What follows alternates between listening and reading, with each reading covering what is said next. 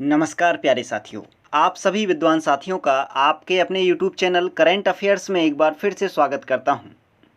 मित्रों, आपके इसी लगाव के कारण जो आप बराबर मेरे वीडियो देख रहे हैं, कमेंट कर रहे हैं, मैं आपको कंटिन्यू वीडियो करंट अफेयर्स के प्रोवाइड करा रहा हूं।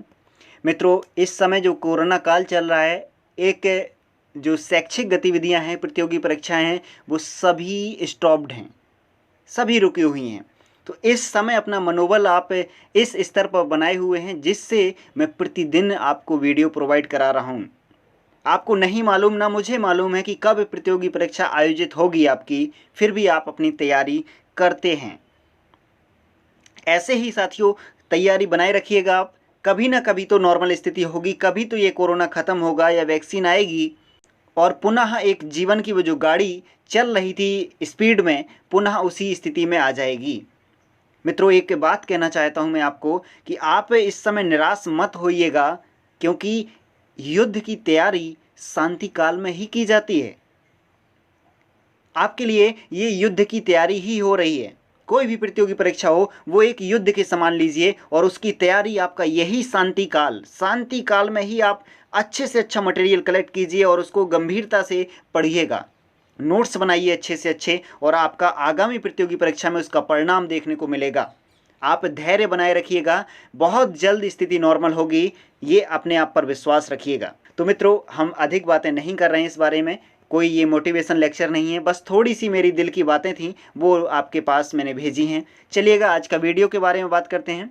कुछ महत्वपूर्ण टॉपिक्स आपको देखिएगा, थंबनेल में दिख रहे हैं। बैंडिकूट रोबोट, मानव तस्करी निरोधक दिवस, वन्यजीव आयात पर रोक या प्रतिबंध लग गया है, भारत में रुकें और भारत में पढ़ें समिति है। इन कुछ महत्वपूर्ण टॉपिक्स पर आज इस वीडियो में चर्चा करेंगे। अपने नोट्स बनाते जाइए साथियों, और ऐसे ही मुझे कमेंट करते रहिएगा, आंसर भेजते रहिए और अपने अनुभव से मुझे परिचित कराते रहिएगा, क्योंकि कम्युनिकेशन का जो माध्यम है आपका और मेरा, वो एक कमेंट बॉक्स ही है। मैं तो आपको वीडियो के माध्यम से अपने विचार व्यक्त कर देता हूँ, आपका एक ही माध्यम है, सिर्फ और सिर्फ कमेंट बॉक्स। तो प्यारे साथियों, स्टार्ट करते हैं। आज की पीडीएफ आपके सामने ओपन हो चुकी है। नोट कीजिए बिंदुवार इन सभी महत्वपूर्ण टॉपिक्स को। पहला बिंदु मैंने मेंशन किया हुआ है, निम्नलिखित में से किस देश ने हाल ही में वन्यजीव आयात पर प्रतिबंध लगा दिया है। ये मित्रों बहुत ही इंपॉर्टेंट घटना इस समय घटी हुई है कि वन्यजीव के आयात पर प्रतिबंध लगा है वियतनाम कंट्री में। वियतनाम ने वन्यजीव का जो आयात करता था उस पर प्रतिबंध लगा दिया है। क्यों, इसको ध्यान से सुनिएगा। एक आदेश में वियतनाम के प्रधानमंत्री ने कहा कि यह प्रतिबंध वन्य जीवों के मृत या जीवित उन सभी प्रकार के आयातों पर लगाया गया है जिसमें अंडे या लार्वा शामिल हैं। यह प्रतिबंध कोरोना वायरस की चिंताओं को देखते हुए लगाया गया है, क्योंकि ऐसा माना जाता है कि कोरोना वायरस जानवरों से मनुष्य में आया है। तो मित्रों, वियतनाम ने इसी को फोकस करते हुए इस समय वन्यजीव आयात पर पूर्णतः प्रतिबंध कर दिया है। ये कदम वियतनाम ने उठाया है, आपने सभी ने समझ लिया होगा। दूसरा बिंदु है आपके सामने, किस मंत्रालय ने अपने नाम को शिक्षा मंत्रालय में बदलने का प्रस्ताव दिया है। ये आपको मैं बता चुका था, परंतु विस्तृत व्याख्या सुनिएगा। मानव संसाधन और विकास मंत्रालय ने अपना नाम बदलने के लिए एक प्रस्ताव भेजा है कि आप मुझे शिक्षा मंत्रालय नाम कर दीजिए। ये क्यों किया गया है, इसे ध्यान से सुनिएगा। तो मित्रों, ये नाम बदलने के लिए पूर्व इसरो प्रमुख के कस्तूरीरंगन के नेतृत्व में विशेषज्ञों के एक समूह ने मंत्रालय का नाम बदलने का प्रस्ताव रखा है। नाम परिवर्तन का एक ही उद्देश्य है कि शिक्षा को बढ़ावा मिले, मीन्स शिक्षा का केंद्र एक महसूस होने लगे नाम से ही।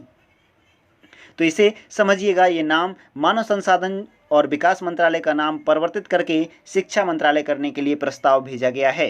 किसने भेजा, वो फोकस कीजिए बिंदु, पूर्व इसरो प्रमुख के कस्तूरीरंगन के नेतृत्व में। अगला बिंदु है मित्रों आपके सामने, निम्नलिखित में से वित्त पोषण एजेंसी ने भारत को कोविड-19 महामारी से बचाव के लिए $3 मिलियन का अनुदान प्रदान किया है। तो आपको ये महत्वपूर्ण जानकारी है। इसका आंसर है आपका ऑप्शन जो बने एशियाई विकास बैंक, उसमें एक ऑप्शन होगा, तो इसे चुनिएगा ध्यान से। मित्रों, भारत को एशियाई विकास बैंक ने $3 मिलियन फंड दिया है। किसके लिए दिया है, ये ध्यान से सुनिएगा। इसका उपयोग भारत थर्मल स्कैनर, रोग की निगरानी में वृद्धि, शीघ्र पता लगाने, संपर्क का पता लगाने और उपचार करने, किसका, कोविड-19 का, इसमें प्रयोग किया जाएगा ये अनुदान। मित्रों एशियाई विकास बैंक के बारे में नोट कीजिए एक्स्ट्रा जानकारी। एडीबी जो है उसकी स्थापना 1966 में हुई थी, याद रखिएगा ये 1966 में हुई थी। यह एक क्षेत्रीय विकास बैंक है। इसका मुख्यालय मनीला फिलीपींस में है। फिलीपींस की जो राजधानी है मनीला, उसमें इसका मुख्यालय स्थित है। ये इंपॉर्टेंट जानकारी आपने नोट कर ली होगी। अगला बिंदु है आपके सामने, मानव तस्करी को रोकने के बारे में जागरूकता बढ़ाने के लिए प्रत्येक वर्ष मानव तस्करी निरोधक दिवस कब मनाया जाता है? नोट कीजिए, इसका सही ऑप्शन है 30 जुलाई। 30 जुलाई को मानव तस्करी निरोधक दिवस मनाया जाता है।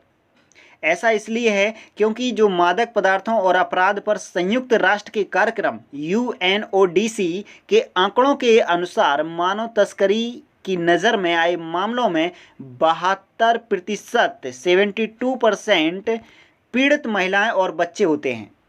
जो आपका मानव तस्करी आपका बड़े स्तर पर होती है उसमें मित्रों एक आंकड़ा आया है सामने, 72% पीड़ित होती हैं महिलाएं और बच्चे। इसलिए ये जागरूकता बढ़ाने के लिए मित्रों ये दिवस आयोजित किया गया 30 जुलाई को। नोट कीजिएगा इसे। और मित्रों एक फैक्ट आपको मैं बताऊं, 2004 से 2016 के बीच बच्चों की जो तस्करी हुई है वो आंकड़ा 2004 की तुलना और 2016 में दोगुना हो गया है। इस वजह से और ये बहुत ही जागरूकता फैलाने वाला कार्यक्रम होना चाहिए जिससे ज़्यादा से ज़्यादा मनुष्य जागरूक हो सके। अगला बिंदु है आपके सामने, हाल ही में भारत ने किस देश के साथ चिकित्सा और होम्योपैथिक प्रणाली के क्षेत्र में सहयोग पर समझौता किया है? तो इसका आंसर है जिम्बाब्वे। जिम्बाब्वे के साथ भारत ने मिलकर के चिकित्सा और होम्योपैथिक प्रणाली के क्षेत्र में आगे बढ़ने का कार्य एक समझौता किया है, तो याद रखें। और जिम्बाब्वे अफ्रीका कॉन्टिनेंट का हिस्सा है। इसकी राजधानी है हरारे। क्लियर हो गया होगा। अगला बिंदु आपके सामने है, हाल ही में सीवरमैन होल की सफाई के लिए बैंडिकूट नामक रोबोट कहाँ तैनात किया गया है? तो इसका राइट ऑप्शन है गुवाहाटी।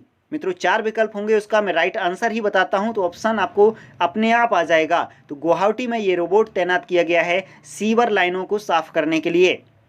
मित्रों जो गुवाहाटी है असम राज्य का एक शहर है। असम की राजधानी आपको मालूम है दिसपुर। अगला बिंदु है आपके सामने, किसकी अध्यक्षता में भारत में रुकें भारत में पढ़ें समिति की स्थापना की गई? ये मित्रों डीपी सिंह की अध्यक्षता में ये समिति बनाई गई है। ये मित्रों ध्यान से सुनिएगा, डीपी सिंह कौन है? यूजीसी की चेयरमैन हैं। और मित्रों जो MHRD है, ministry of human resources development ने ही ये समिति बनाई है। इसकी किसकी अध्यक्षता में? डीपी सिंह की अध्यक्षता में, जो यूजीसी के चेयरमैन हैं।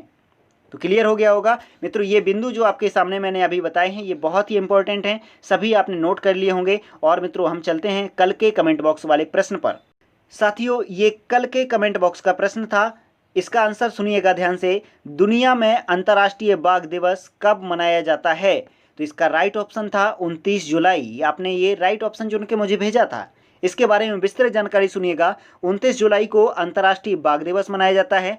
मित्रों इसके बारे में विस्तृत जानकारी ध्यान से सुनिएगा। अंतर्राष्ट्रीय बाघ दिवस के बारे में, इसका प्रारंभ 2010 में सेंट पीटर्सबर्ग में आयोजित टाइगर समिट में हुआ था। टाइगर समिट कहाँ आयोजित हुई थी? सेंट पीटर्सबर्ग में। इसका उद्देश्य बाघ के प्राकृतिक आवास को सुरक्षित करना व बाघ संरक्षण के बारे में जागरूकता फैलाना है।